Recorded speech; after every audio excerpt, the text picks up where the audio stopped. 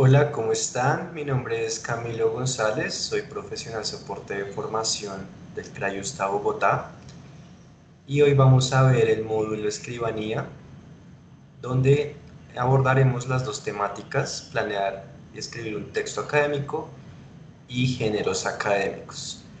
El día de hoy nos acompaña Felipe Ardila, quien estará Cordial saludo. ayudándonos. Hola Felipe. Quien estará ayudándonos a hacer más ameno este taller. Bueno, respecto a los contenidos que vamos a abordar, primero vamos a iniciar con la primera temática, que es planear y escribir un texto académico. Acá vamos a ver los métodos de organización del pensamiento en las fases de preescritura, escritura y revisión, que es como vamos a dividir el acto de escritura. Luego vamos a pasar a los detalles finales, que implica hacer una revisión completa de un texto. El siguiente contenido son los géneros académicos, cuáles son aquellos más comunes, los más utilizados. Y por último, vamos a cerrar con las estructuras y el tono de los géneros académicos más comunes. Ahora vamos a iniciar con planear y escribir un texto académico, todo lo que implica hacerlo. Entonces, a la hora de enfrentarnos con la redacción de un texto académico, es importante tener en cuenta estas tres fases que nosotros trabajamos comúnmente. El acto de la escritura no solamente implica escribir, sino que antes de él hay un proceso de planeación, luego ya está como tal la escritura y por último un proceso de revisión. ¿Listo? Yo siempre acá le recalco a la gente o los invito como a imaginar que el proceso de escritura es como la construcción de una casa, ¿sí? Usemos esa metáfora. Entonces, en la planeación tenemos cómo diseñar los planos de esa casa, cómo nos vamos a imaginar los espacios de esa casa, ¿sí? Si va a tener un jardín, si va a tener ciertas habitaciones, si va a tener cuántos pisos, solo un piso. Entonces, imaginar cómo es todo ese proceso o ese derrotero que nos va a ayudar en la construcción de esa casa. Ya lo que es la escritura es seleccionar los materiales, en este caso las palabras, para construir esa casa.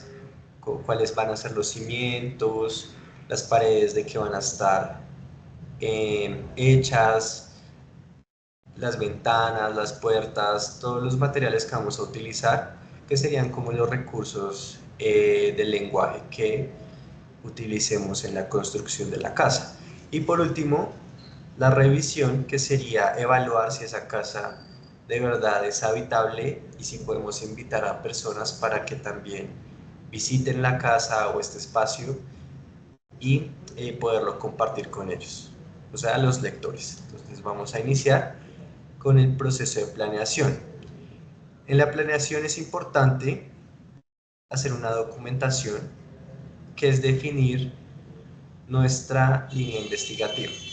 Entonces aquí tenemos que seleccionar qué vamos a investigar, ¿no? La temática de nuestra investigación.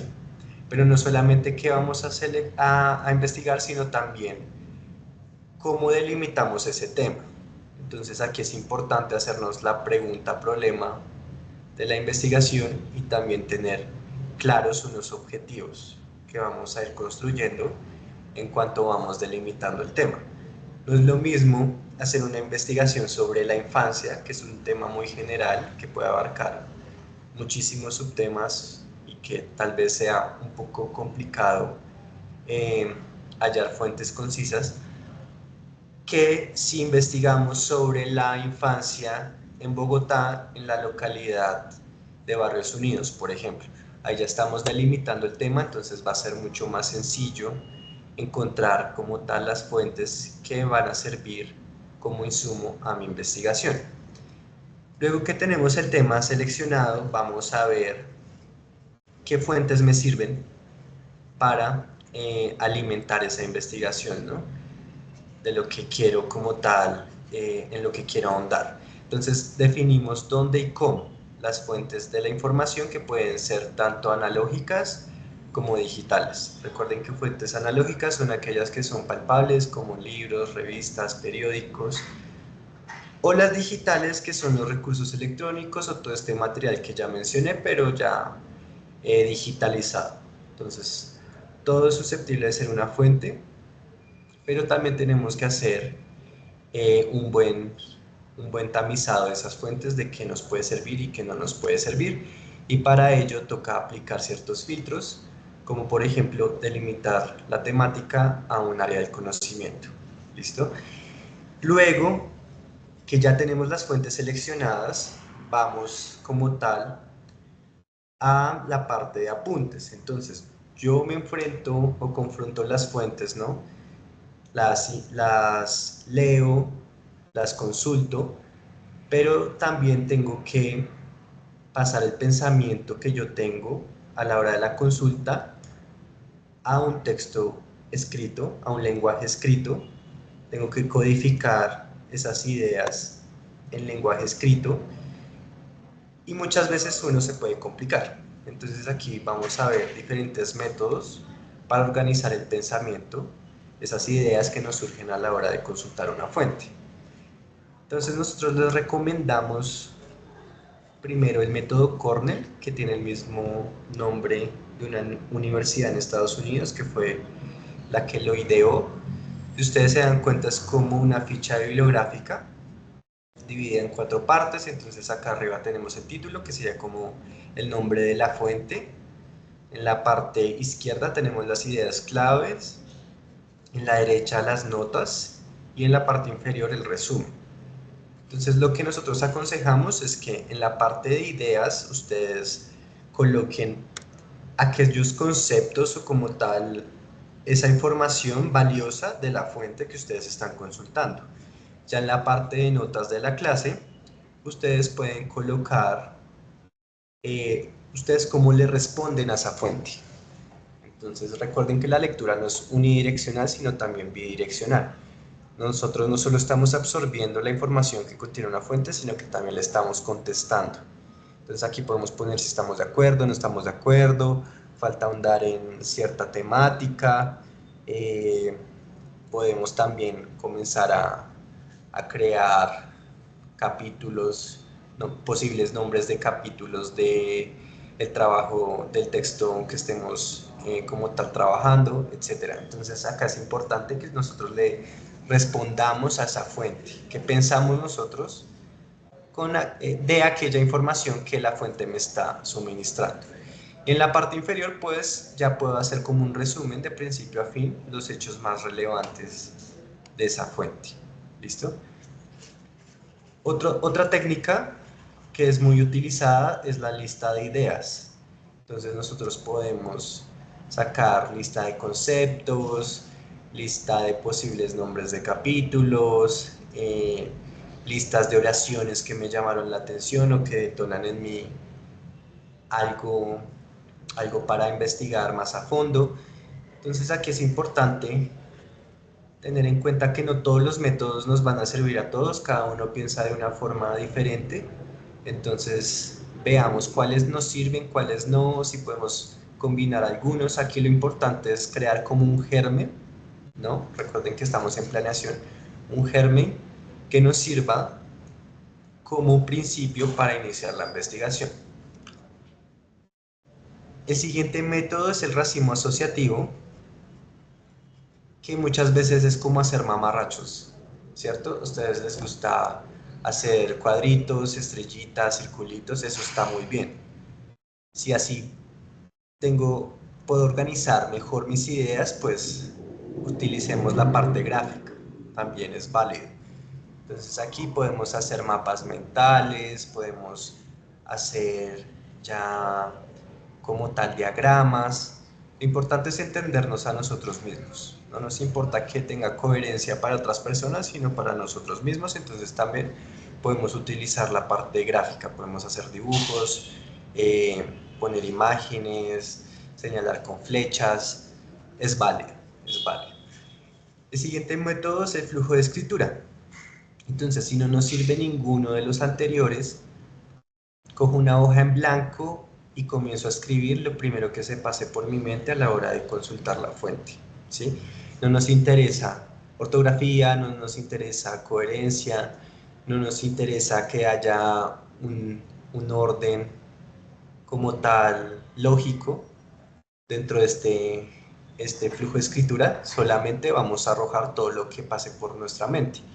Luego nos devolvemos, repasamos lo que acabamos de escribir y podemos decir, ah, bueno, sí, acá encontré un concepto que me sirve, o esta oración la puedo trabajar más, o esta parte me sirve para una parte del texto que esté trabajando. Entonces lo importante aquí es como tal poner nuestro pensamiento en el lenguaje escrito, ¿listo? No nos interesa como tal que tenga una lógica, sino que nosotros mismos podamos entenderlo. Una vez ya tenemos como tal esas notas como insumo, ya podemos iniciar a clasificar las ideas. Aquí tenemos un ejemplo muy sencillo con TikTok.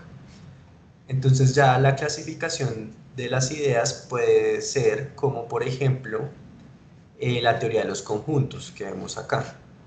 Entonces podemos hacer un proceso de inclusión con esas ideas. Por ejemplo, TikTok pertenece a las redes sociales, ¿cierto? Podemos hacer un proceso de exclusión. TikTok se diferencia de Facebook, ¿no? Ambas son redes sociales, pero tienen ciertas diferencias. O también podemos hacer un proceso de intersección. Entonces, TikTok y Facebook son ambas redes sociales, pero convergen en ciertas características, ¿cierto? Entonces ahí ya comenzamos a jugar, dependiendo de cuál sea el enfoque de nuestra investigación, empezamos a jugar con la información para clasificarla. Listo. Una vez hacemos esa clasificación, ya podemos seleccionar cuáles serían los títulos de los capítulos, en dado caso, o de las secciones, y de esos títulos, qué tipo de contenido se puede derivar. Entonces, por ejemplo, historia y evolución de la red social sería una temática que podemos abordar. Entonces aquí podemos hacer señalar otros subtemas que nos pueden servir, ¿no? Como la fecha de lanzamiento, como tal, cuántos días se demoró la aplicación en ser desarrollada, etc. Otra temática, características de la red social, y así puedo agregar otros subtemas. Polémicas alrededor de la red, igual, el algoritmo de la red y la privacidad. Ahí puedo agregar diferentes subtemas que puedo después convertir en un capítulo entero, ponerlo como un título principal. Aquí ya podemos comenzar a jugar. Y a partir de esa información, si se nos facilita la parte gráfica, pues ya podemos hacer un mapa de ideas como este, que si vemos es la misma información que ya teníamos organizada en forma de lista anteriormente, pero aquí ya de forma gráfica. Entonces, si esto nos sirve para podernos guiar de forma más clara sobre el derrotero que va a tener nuestro trabajo de investigación, bienvenido, lo podemos hacer. ¿Listo? Y a partir de esta especie de germen de la investigación ya podemos hacer un índice o una especie de índice del trabajo que vamos a construir, ¿cierto? Entonces, por ejemplo, acá tenemos en el abecedario en mayúscula las temáticas principales, ¿cierto? Luego en numerales, ya los subtemas. Y en el abecedario en minúscula, ya los subtemas que se derivan de estos subtemas, que están subordinados. Entonces ahí ya podemos hacer como una especie de esqueleto que va a tener nuestro trabajo investigativo. ¿Listo? Acá, este ejemplo tiene unas normas inventadas, es producto de la imaginación, pero yo sí les aconsejo que es importante que antes de empezar a escribir su texto sepan en qué normas van a recibir, ya sea como tal la universidad o a donde estén presentando su trabajo, en qué normas van a recibir ese trabajo, normas APA, Incontec, Vancouver, etcétera, para asimismo poder irlas trabajando durante la marcha y también poder hacer el índice ya con las normas exactas que, que les solicite. Entonces es importante saber en qué normas nos van a recibir, o bueno, en lo posible saber en qué normas nos van a recibir ese trabajo. Ahora ya pasamos a la segunda fase, que es el proceso de escritura. Aquí ya comenzamos a construir con los insumos que recolectamos anteriormente. Entonces podemos comenzar con diferentes tipos de texto. Aquí vamos a verlos separados, pero ustedes se enfrentan a estos textos día a día, en la publicidad, en las noticias, en la calle. Siempre van a encontrar estos tipos de textos. Entonces vamos a iniciar con el texto descriptivo, que como tal el objetivo de este texto es muy sencillo: señalar las características o aquellos rasgos perceptibles de algo, del tema que estemos hablando, sea un lugar, una cosa, un objeto, un fenómeno. Entonces, aquellas características que nosotros podemos identificar por medio de los sentidos, ¿cierto? Entonces, acá tenemos un ejemplo. Los cactus presentan flores atractivas, solitarias y hermafroditas, es decir, unisexuales. Su tamaño varía según cada especie. Así se pueden encontrar cactus de gran tamaño, más de 2 metros, y también pequeños, de unos pocos centímetros. Entonces, si vemos aquí en el ejemplo, estamos señalando solamente las características: flores atractivas, solitarias, hermafroditas, el tamaño. Podemos señalar todo aquello que nosotros podemos como tal valorar de la temática o como tal del tema del cual estamos hablando. ¿Listo? Entonces aquí señalamos como tal esos rasgos perceptibles. Luego tenemos el texto argumentativo, que este tiene mucho peso en los trabajos académicos. ¿Por qué? Porque los argumentos nos brindan una posición frente a una temática en específico. ¿Listo? Entonces vean, a la hora de escribir argumentos, que nosotros asumimos una postura frente a un tema, ¿no?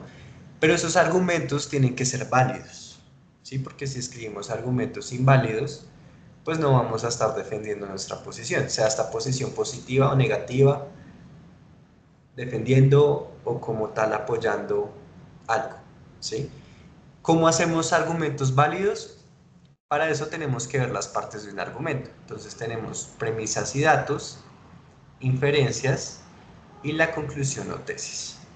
Entonces, la conclusión o tesis es ese enunciado que está señalando la postura que yo tengo frente a un tema. ¿Listo? Ahí es mi postura, lo que yo asumo frente a una temática. Luego tengo los datos, que es aquel contenido o información objetiva que me ayuda a sostener esa postura. Y las inferencias, que es la información subjetiva que el autor o autores o como tal la institución o como tal la entidad que esté realizando el texto, en las que se soporta para, desde su criterio, generar otra información que puede soportar esa postura, ¿sí? Es aquella información subjetiva que le da respaldo a la postura. Entonces aquí tenemos un ejemplo, ¿listo?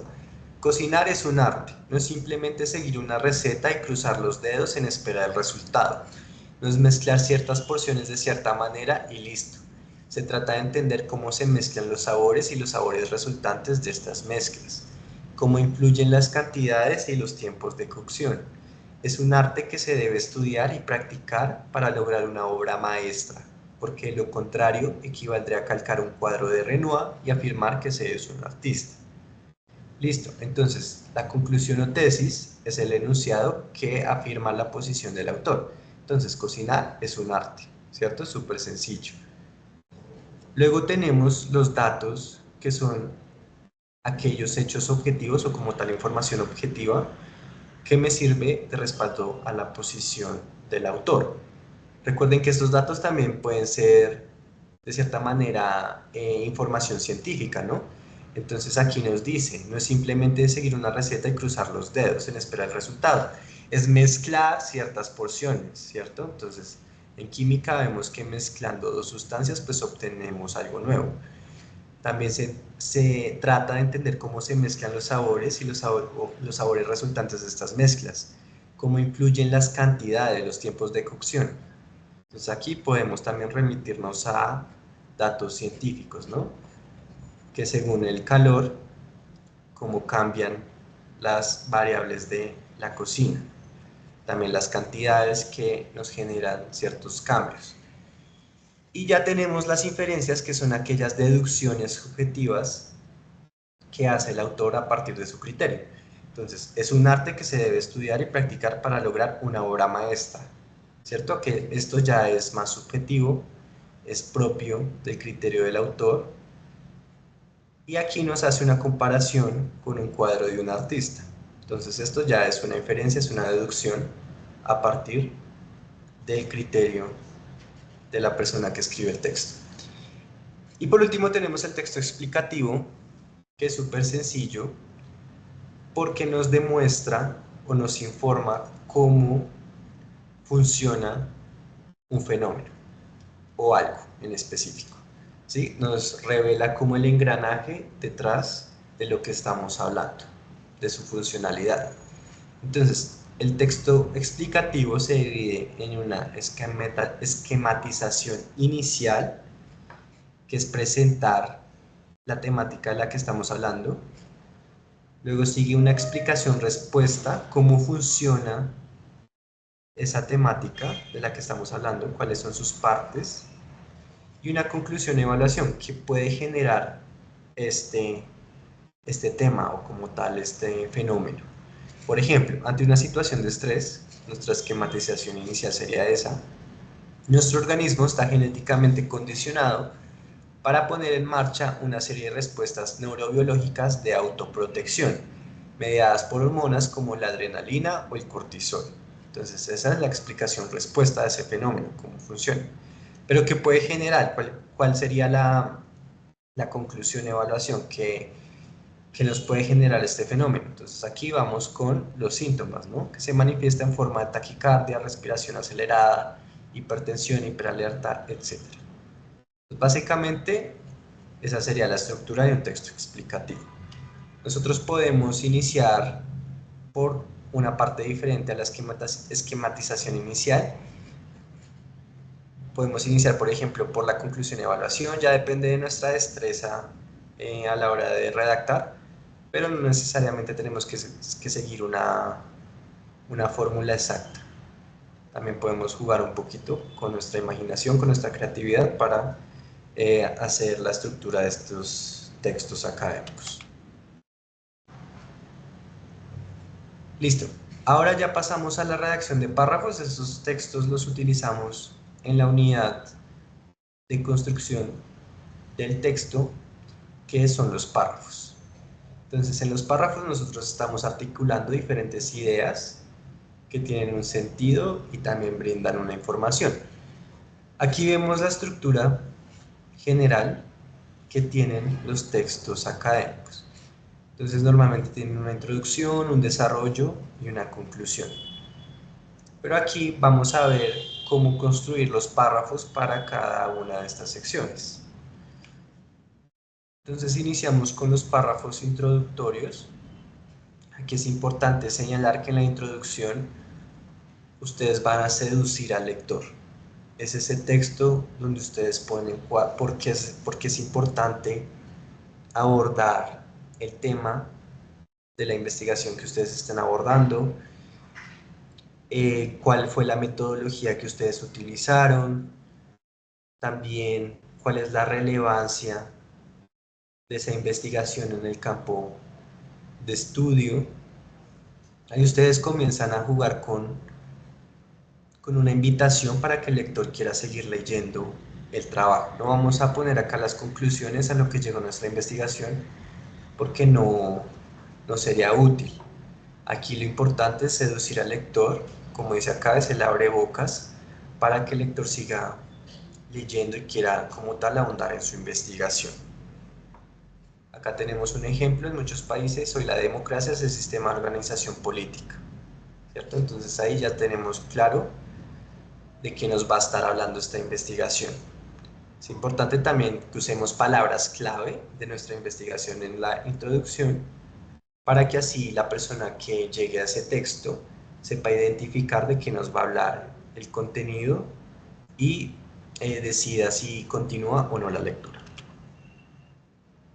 Luego en la parte de desarrollo ya jugamos con los textos que vimos anteriormente, entonces podemos hacer párrafos explicativos, como vemos acá, que habla de la jirafa, ¿no? La jirafa posee una anatomía extraordinaria, pero ¿por qué es extraordinaria? Entonces ya nos comienza a mostrar como tal la estructura de la anatomía de la jirafa. Tiene un cuello larguísimo y cada ejemplar posee un pelaje exclusivo, diferente de sus semejantes, etc.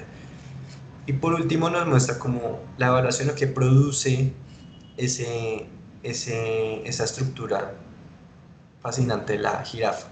Entonces dice, finalmente de la cabeza del macho sobresalen unos extraños cuernecillos con los que golpea a sus rivales en serio.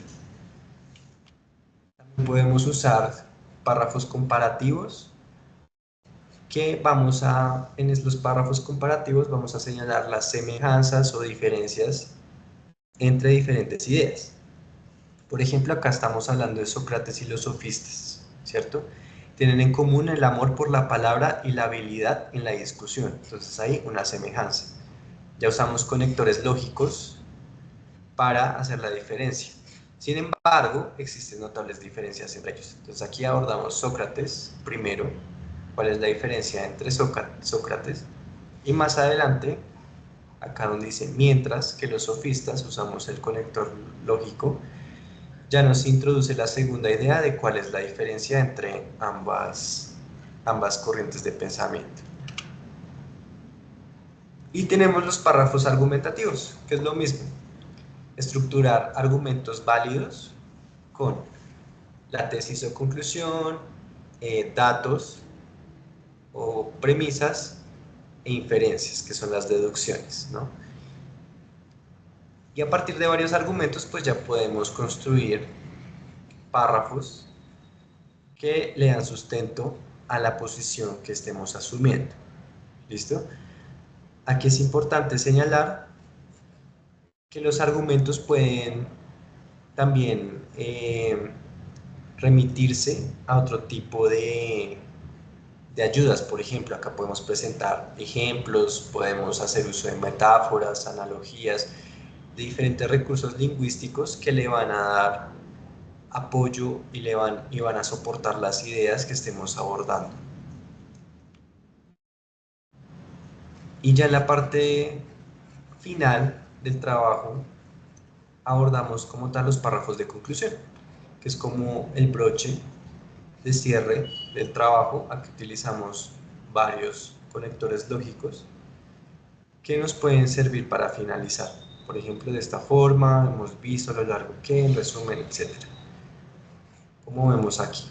Aquí sí es importante poner a qué llegó nuestro trabajo investigativo, si cumplimos o no los objetivos, si es posible ampliar la discusión para ver otras temáticas o para invitar a otros investigadores a que aborden diferentes temáticas que nuestro trabajo pudo abrirles la puerta a esas temáticas. Entonces también aprovechen estos párrafos para ampliar la discusión de esa investigación en esa área del conocimiento.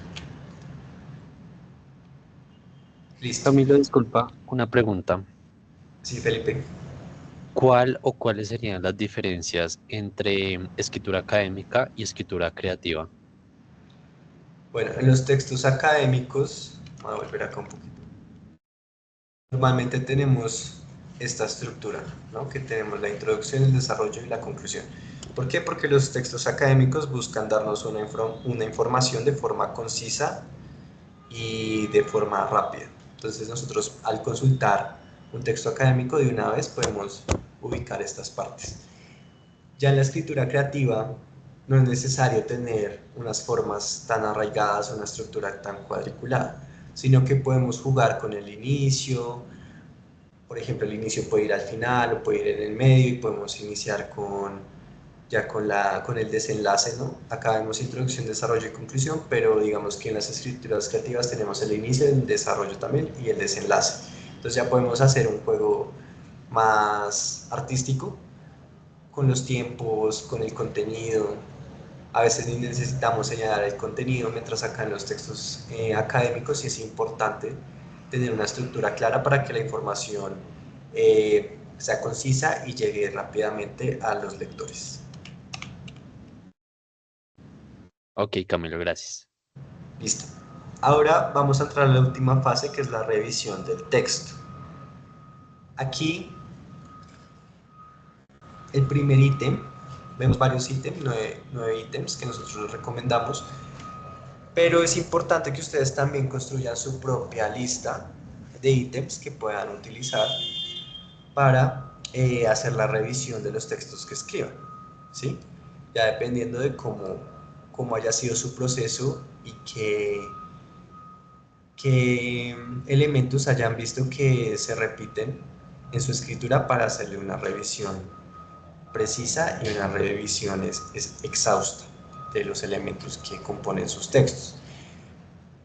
Aquí les compartimos primero o les sugerimos primero que revisen el esquema del texto, que me voy a volver acá, que es el índice con el que iniciamos, ¿sí? Esa especie de índice con el que arrancamos la escritura. Es válido que en el camino hayan cambiado secciones, hayan puesto otras, hayan eliminado ciertos capítulos o hayan juntado, fusionado algunos de ellos, es normal. El proceso de escritura no solamente es escribir, sino reescribir, entonces devolvernos, revisar lo que hicimos y ver si efectivamente cumple o no con el resultado final. Entonces aquí es importante revisar que ese índice tenga concordancia con el texto final, ¿no? Que no nos hagan falta apartados del texto que escribimos. El segundo ítem son los lineamientos, que como les dije al principio, es importante en lo posible saber en qué tipo de normas nos van a aceptar el documento para sí mismo trabajarla sobre la marcha, porque muchas veces llegamos al final de la investigación o como tal del texto, no sabemos en qué normas nos tocaba trabajarlo, y a la hora de pasar el texto a esas normas va a ser dispendioso. No es difícil, pero nos va a tomar mucho tiempo. Entonces es importante tenerlas claras, estas normas al principio, para sí mismo, a medida que vamos escribiendo, ir poniendo y ajustando los requisitos de esas normas. Tercero, usar diccionarios especializados. Aquí yo les voy a compartir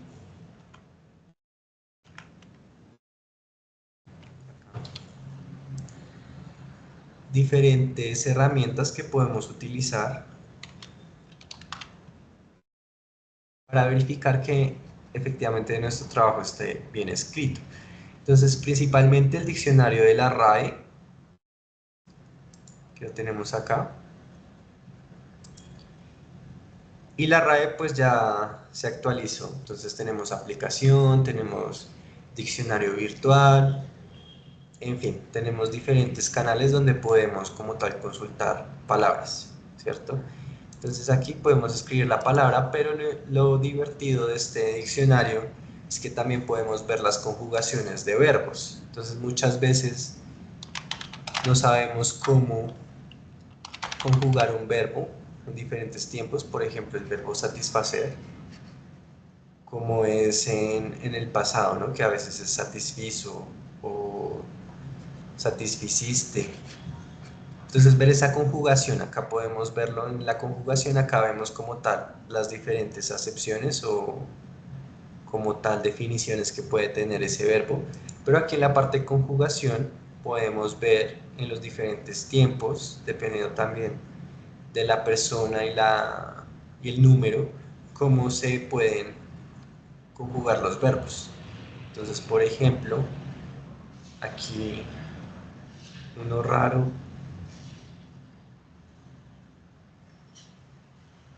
Acá. Si él satisficiese, ¿cierto? O aquí más abajo, usted satisfaga. Entonces esos verbos que son un poquito complicados de conjugar, acá podemos ver cuál sería la conjugación en todas sus variables. También, si están escribiendo en inglés, les recomiendo mucho Word Reference. Aquí es una lista de diferentes diccionarios que tenemos. En el de español también tenemos el de sinónimos. Entonces, en dado caso que quieran averiguar posibles palabras cercanas a una que estén utilizando, pero sientan que no va con el tono que estén manejando en el texto, acá la pueden consultar. Pueden ver también traducciones a diferentes idiomas, pero aquí lo divertido es que podemos ver el contexto de las traducciones. Entonces, por ejemplo, este verbo compuesto en inglés, roll out, en algún contexto puede ser desenrollar, en otro puede ser estirar con un rodillo, lanzar, implementación. Entonces aquí vemos los diferentes contextos que puede tener esa palabra. Entonces aquí les recomiendo demasiado este diccionario. También tiene en español, cuando hacemos la búsqueda de sinónimos, por ejemplo, aprender. También en la parte inferior nos va a mostrar los antónimos, entonces lo contrario a esa palabra que estemos como tal consultando. Entonces también les recomiendo mucho. Listo. Para traducciones de conceptos ya más técnicos, les recomiendo Lingüe. Por ejemplo, trastorno,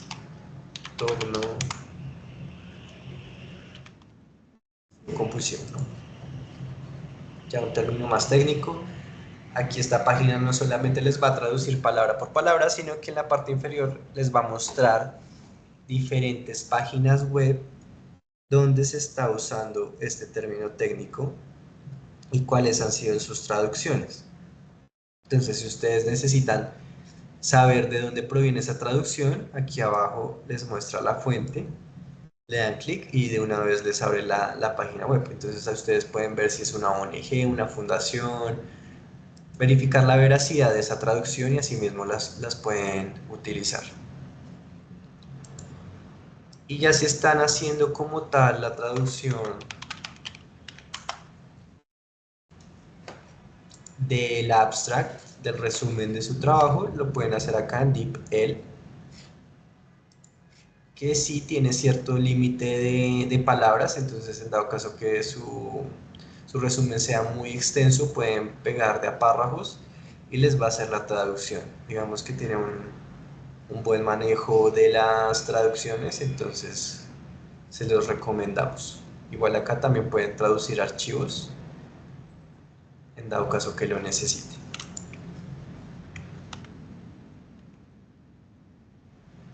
Listo.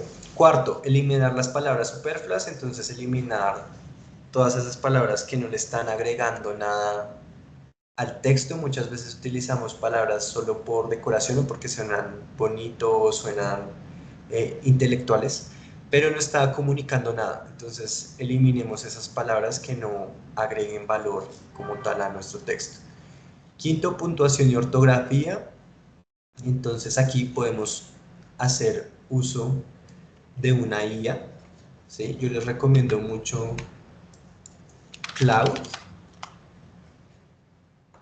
que es esta, que tiene un buen manejo de lenguajes, como la IA que mejor cuida el lenguaje. Entonces les recomiendo, si ustedes ingresan o crean su cuenta con un correo de Google, un Gmail, y ahí pueden hacer corrección de estilo, en dado caso, o si necesitan como tal hacer, no sé, una consulta, digamos, de conectores lógicos. Entonces ahí Cloud los puede ayudar bastante. pero pues obviamente con sus propias ideas. Sexto, uso de adverbios y gerundios. Aquí en adverbios me refiero a aquellos que terminan en mente, como constantemente, específicamente, abusivamente, etcétera. Muchas veces las utilizamos estas palabras de forma seguida, consecutiva, y pueden generar un sonsonete que es molesto.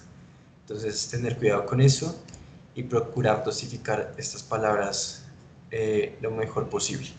Y los gerundios son aquellas palabras, o bueno, es una conjugación verbal que nos señala que dos acciones están sucediendo al mismo tiempo. Entonces, recordemos que la regla del gerundio es que tenga lógica que esas dos acciones puedan estar generándose en simultaneidad. Yo no puedo decir la niña llegó, la niña corrió nadando, por ejemplo. ¿Sí? No tiene lógica que haga esas dos acciones al mismo tiempo. Entonces aquí verificar que efectivamente esas acciones las se pueden ejecutar a la vez. Por otra parte, equilibrio del vocabulario, entonces verificar el tono en el que estamos como tal manejando el texto. No es lo mismo si vamos a trabajar un texto para niños pequeños a un texto eh, para la empresa en la que estoy trabajando. En un lado tengo que manejar un tono corporativo, en el otro ya puedo, con los niños puedo utilizar un lenguaje mucho más cercano, mucho más cálido. Entonces tener en cuenta el tono. Octava, opinión de otros lectores. Entonces aquí es importante que tengan un par, no sé, un compañero de estudio, un profesor, otro investigador, que lea antes de que sea entregado este trabajo, lea su texto y verifique si efectivamente se entiende, no se entiende, cumple o no con la información que quiere suministrar. Y con eso cerramos el último ítem, que es cumple su objetivo. Mi trabajo en verdad está comunicando lo que desde un principio quise compartir a los demás. Entonces ahí es importante que revisemos todos esos ítems o que creemos nuestra propia lista de ítems para verificar y como tal ajustar y atornillar esos textos y que nos queden bien pulidos a la hora de la entrega. Camilo, perdón, otra pregunta. Aquí ¿Sí? estamos viendo la revisión, ¿sí? ¿Habría alguna diferencia entre revisión y la edición? Como tal, la revisión es lo que se conoce como procesos editoriales.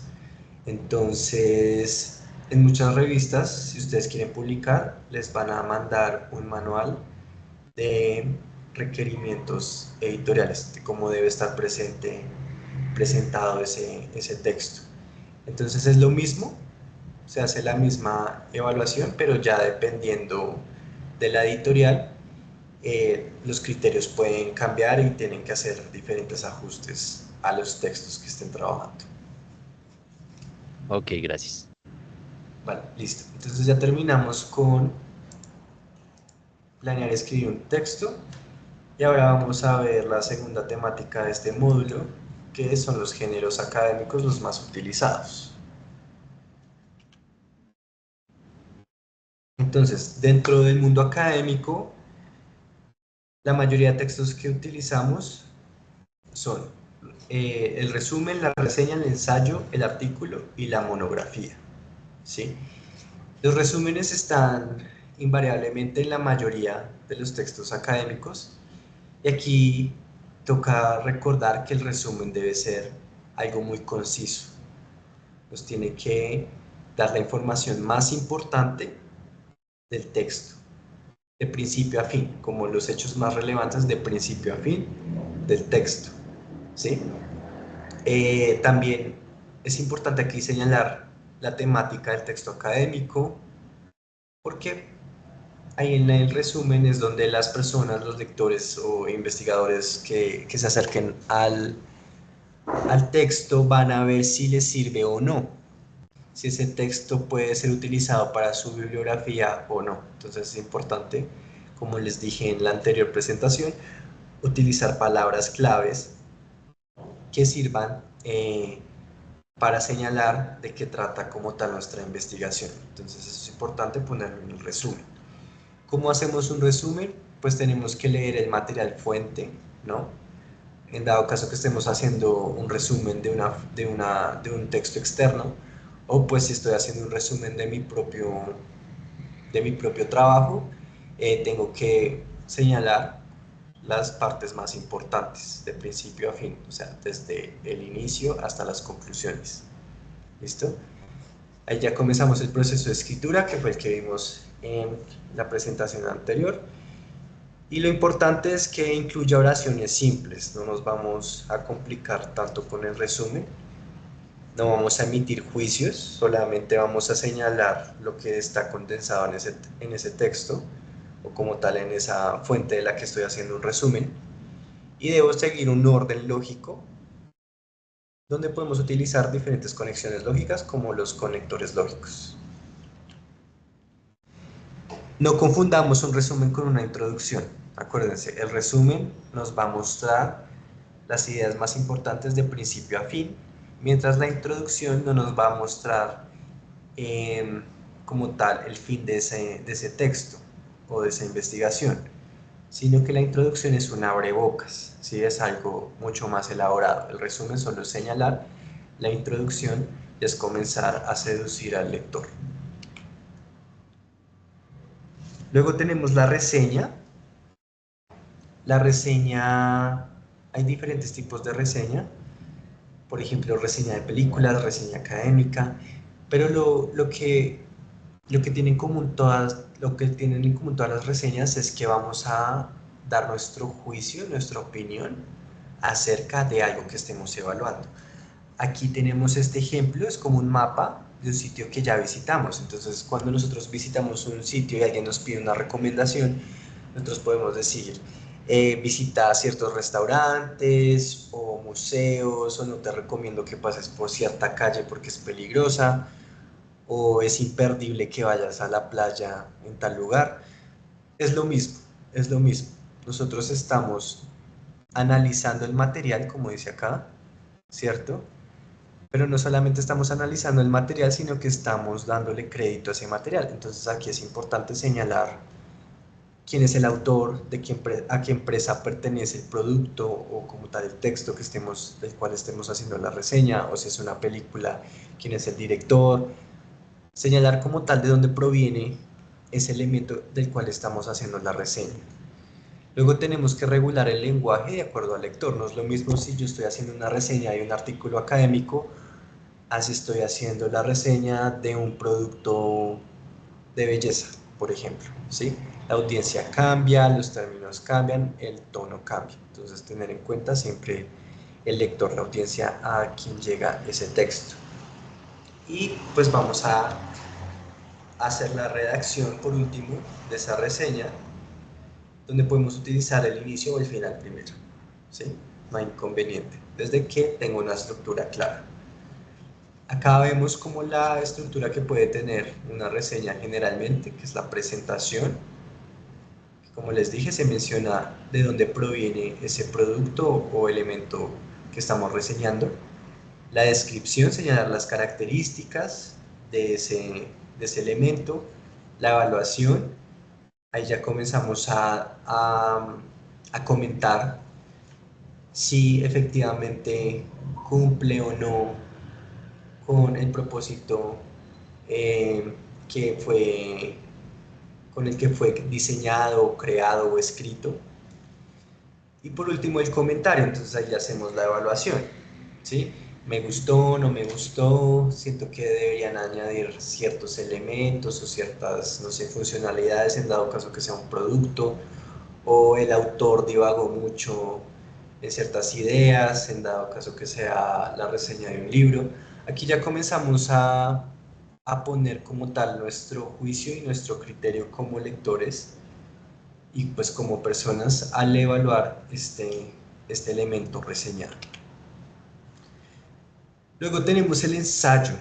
El ensayo, como vimos, es un texto argumentativo, ¿cierto? Y como ya sabemos armar argumentos, pues ya podemos ver como tal qué tipo de estructura puede tener el ensayo. El ensayo inicia con una introducción, el desarrollo, donde vamos a usar, por supuesto, diferentes recursos lingüísticos o recursos ensayísticos para darle peso y defender nuestras ideas, como por ejemplo nombrar figuras de autoridad, sí, que son las citas, ¿no? Entonces, Einstein dijo tal cosa, ¿cierto?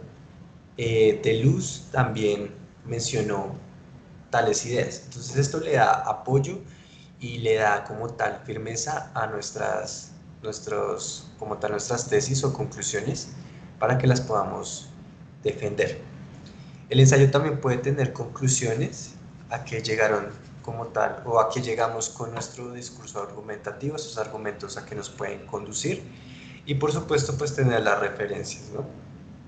De las fuentes que como tal nos sirven de apoyo para soportar esas ideas frente a la temática donde asumimos una postura. Aquí vemos cómo elaborarlo y es similar a lo que vimos en la presentación anterior, ¿no? De cómo iniciar la investigación, cómo hacer todo ese proceso de planificación y cómo llegar por fin al proceso de escritura del ensayo, en este caso. Listo, ahora tenemos el artículo que es muy usado en el mundo académico y el artículo se presenta para, como tal, hablar de temas de actualidad, ¿sí? El último avance, el último descubrimiento, la última película que salió, como tal nos da información nueva, información fresca. Entonces, ese es como el principal propósito del artículo. Acá dice puede versar sobre diversos aspectos, entonces tenemos tanto artículos de farándula como artículos científicos, entonces puede abarcar cualquier temática. Camilo, disculpa, y dentro como de los tipos de artículos, ¿cuáles serían como los más utilizados? Listo. Entonces aquí tenemos como los más utilizados, pero en el ámbito académico el más utilizado es el artículo científico, ¿no? Que es un informe escrito, como dice acá, y publicado. Pero además el artículo científico tiene esta estructura que vemos acá en la parte inferior, IMRID, que es que debe tener una introducción, materiales y métodos, resultados y una discusión. Entonces en la discusión es esa parte que me señala qué otras líneas de investigación puede abordar como tal el tema que investigué o que está proponiendo el artículo científico y qué impactos puede tener en cierta área del conocimiento. Entonces ahí es importante también saber utilizar esa parte del artículo científico. Ustedes van a notar estas partes en el 90% de los artículos científicos que consulten. También puede tener otras secciones, pero digamos que estas son como las más recurrentes, ¿sí? Incluso puede tener pues, resultados, puede también estar señalado como o mencionado como conclusiones. ¿Listo? Tenemos los artículos de divulgación, que es presentar todos estos avances o como tal información reciente de un área del conocimiento que nos comparte o nos informa del artículo científico, pero en un tono mucho más amigable, un tono más cercano a los que no son especialistas de cierta área del conocimiento. Entonces, cómo compartir esa información técnica en un lenguaje mucho más cálido, mucho más cercano a cualquier tipo de lector. Y tenemos los artículos de opinión, que son, que son bastante utilizados en la parte del periodismo, ¿no? Y aquí el autor, con cierto criterio dentro de un tema, pues nos va a presentar cierta información, pero no solamente cierta información, sino también su opinión sobre esa información, ¿sí? También nos puede presentar pruebas o comprobación, ¿no? Evidencia de lo que está proponiendo, hace un análisis y también hace una valoración. Entonces, ¿qué le parece al autor esa información que nos está compartiendo? Entonces, como un artículo un tipo de artículo que es muy utilizado en la comunicación social. Y por último tenemos la monografía, que es un estudio muy específico sobre una temática. ¿Listo? Pero aquí lo importante de la monografía es que tenemos que consultar muchas fuentes, demasiadas fuentes, que aborden esa temática o esa línea investigativa desde diferentes perspectivas. Entonces es hacer un contraste de todas las líneas de pensamiento que abordan la temática de la investigación de esta monografía y hacer como un análisis. Entonces, si vemos ciertas semejanzas o diferencias o puntos de encuentro en estas líneas de diversas líneas de pensamiento, y también hacer una recopilación bibliográfica extensa de esa temática. ¿Listo?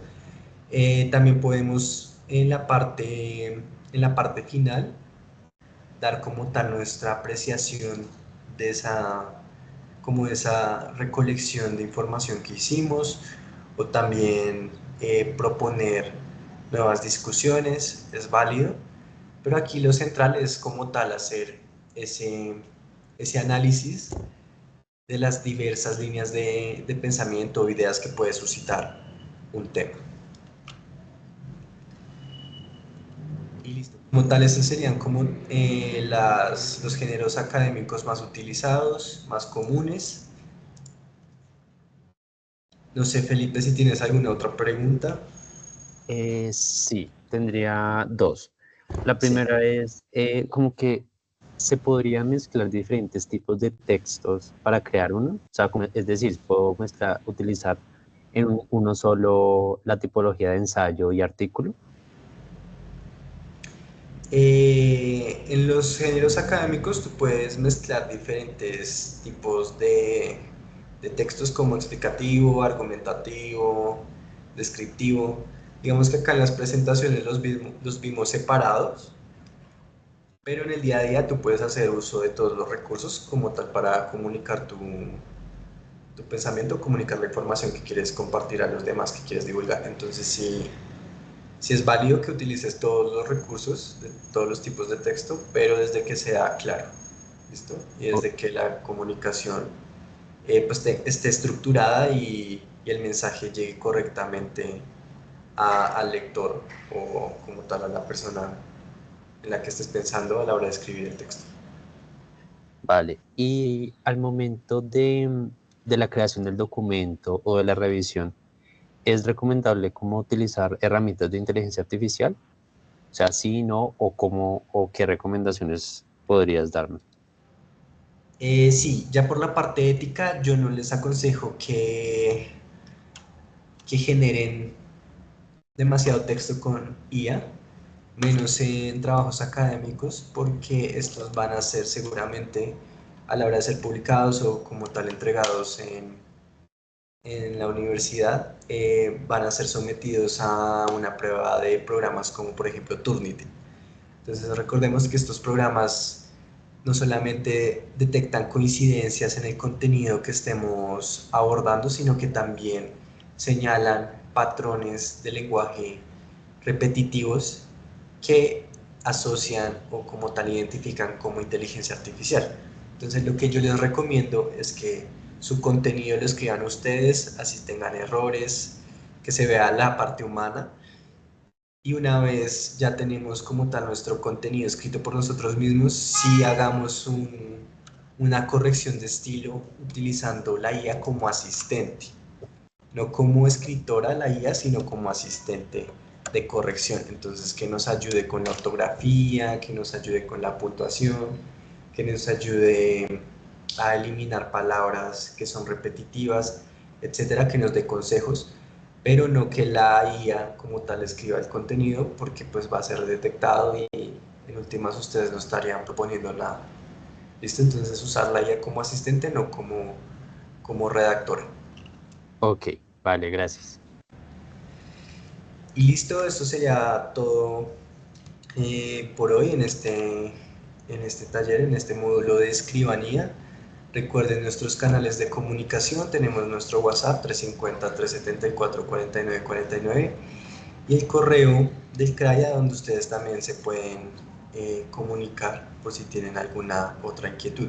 Si ustedes ya quieren hacer un taller en específico de estos, pueden consultar nuestra programación en el calendario del micrositio del CRAI. Todos los meses tenemos este tipo de talleres y otros más, entonces para que los consulten.